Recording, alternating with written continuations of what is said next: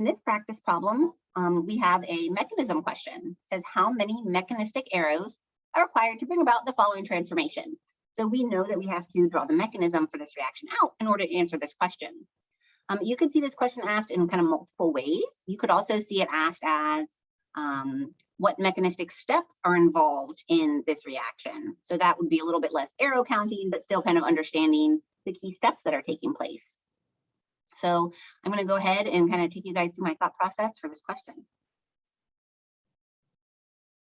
The first thing that I notice when I look at this question is one, we have an alcohol as our starting material. Two, our key reagents are acid, very strong acid, and heat. So the fact that we have an acid as our reagent is important. A lot of times this will throw students off, especially if you're working in substitution and elimination. If you see that acid, you might think, well, that's not a nucleophile, so what is it? Or it's not a base, so what is it doing? And so anytime you see an acid in a reaction, the key thing that acids do is they donate a proton. Oops, I spelled that wrong. Donate a proton. So that's always going to be our first step, is we're going to have that acid give up a proton. And after that, the key thing to notice here is we have heat. And heat is important because it is often a way for us to favor an elimination reaction over a substitution. So the reason for that has to do with entropy. The elimination reaction is favored more with heat. So this we can say favors elimination. We can see that it does indeed produce an elimination product because we have an alkene as our final product. Before we move on, there's one kind of key thing that we also need to notice about this product. And I'm going to point it out. Notice the alpha carbon is originally kind of up at the top of the molecule, and the original betas are on the left and the right. So if you guys see something different about the product, it's that the pi bond is between the beta and the gamma bond instead of between the alpha and the beta. So that's a really big red flag for us. It's a red flag because normally elimination processes produce a pi bond between the alpha and the beta bond. So you might be thinking, okay, that's impossible. We don't make pi bonds between the beta and the gamma. But depending on the mechanism, it can be possible. And so I'm going to show that to you guys. The key idea here is that we can produce pi bonds between the beta and the gamma bonds if we have a carbocation rearrangement occur. And so that's kind of going to be the tricky part of this question. So let's go ahead and draw out the mechanism for this reaction. The alcohol is going to act as the base in the first step. I'm going to draw out H2SO4 on the the left-hand side. It looks like so. So we have our base and we have our acid. And the first step is going to be proton transfer. Proton transfer involves two arrows. The product that we make is going to be this molecule. The purpose of this first step is to convert a poor leaving group into a better one. So OHs are, in this section on substitution and elimination, are rarely going to just leave. They have to be converted from their kind of poor leaving group status to a better leaving group. The more stable the molecule is once it leaves, the better leaving group it will be. So water will be a much better leaving group than a hydroxide anion would be. So we are going to have a loss of a leaving group step happen next, where we kind of push the electrons from that carbon to oxygen bonds out onto the oxygen atom, and that will produce a carbocation.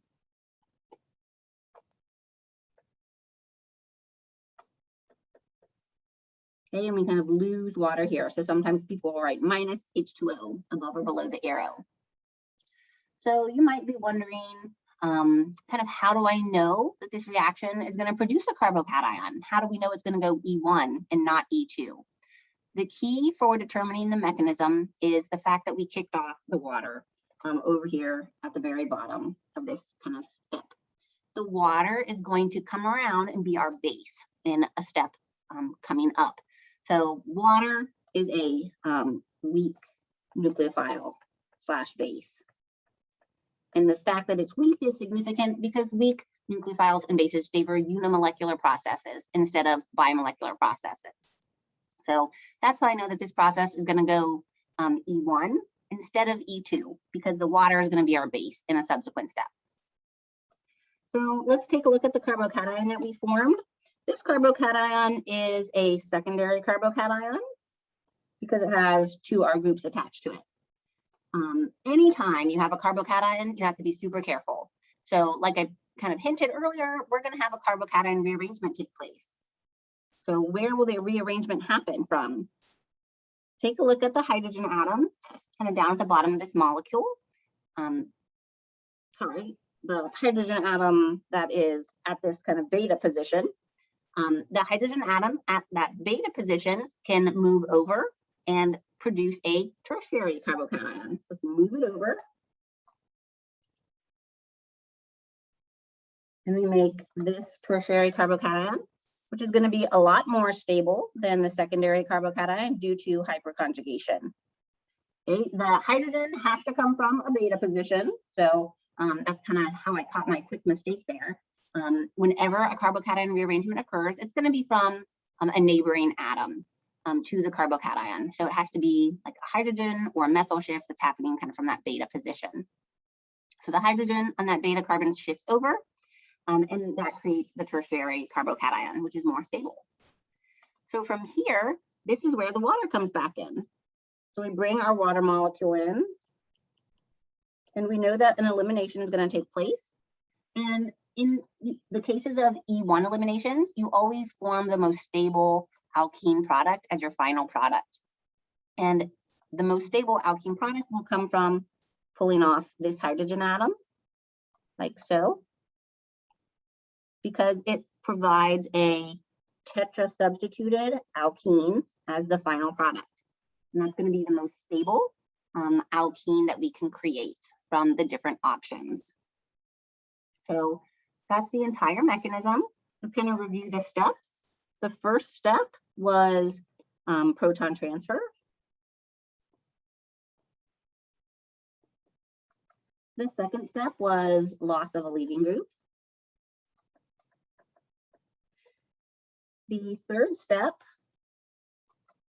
was carbocation rearrangement. And the fourth step was proton transfer to bring about the alkene product. So overall, a 4-step process. To answer this question, we have to count up all of the arrows. So let's go ahead and do that. We had 2 arrows for our proton transfer, 1 and 2. We had a 3rd arrow for our loss of a leaving group, a 4th arrow to kind of move the hydrogen over in a hydrogen shift for our carbocation rearrangement, and then our 5th and 6th arrow for that final proton transfer. So overall, this process used 6 mechanistic arrows in order to show the whole mechanism. Sometimes you might see people kind of abbreviate H2SO4 as H+. And I don't generally do that because it kind of skips a step if you just have an H+ there. And I like to kind of show the whole proton transfer with the full 2 mechanistic arrows. But just to keep in mind, if you're looking at like other sources, you may just see H+ drawn there, and they might only depict their proton transfer with 1 arrow. But again, I think it's more correct to use 2. And so 6 mechanistic arrows, 4 total steps in order to make the most stable E1 product.